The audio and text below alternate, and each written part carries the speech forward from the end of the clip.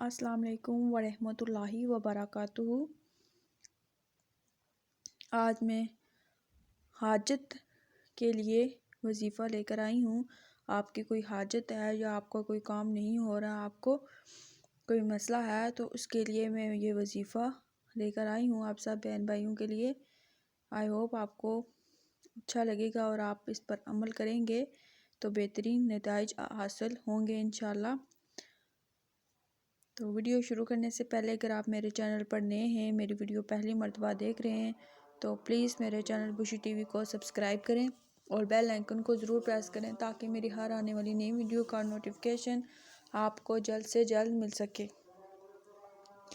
نماز جمعہ کے بعد 2 رکعت نماز نفل پڑھ لیں۔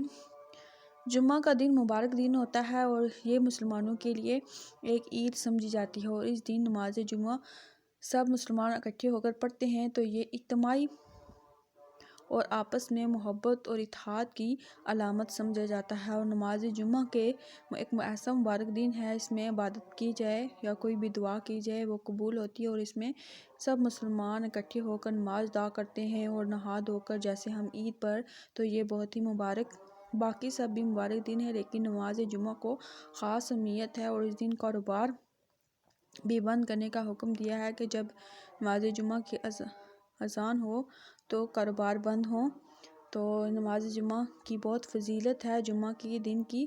تو نماز جمعہ کے بعد آپ نے 2 رکعت نفل پڑھنے ہیں۔ نفل پڑھ کر آپ نے سجدہ زیادہ کرنا ہے۔ سبحان ربی اعلیٰ کا لفظ جو ہے وہ آپ نے جتنی بار دہرائیں گے اتنا ہی اس کا اجر ملے گا۔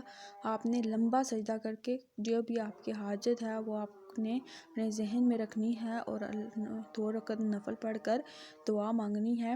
اس نفل کی برکت سے آپ کی زبان سے جو بھی نکلے گا وہ ہو کر رہے گا۔ آپ کی کوئی حاجت ہے، کوئی پریشانی ہے، کوئی مسئلہ ہے تو انشاءاللہ تعالیٰ وہ ضرور پورا ہوگا اللہ تعالیٰ کے اس ببرکت دن سے۔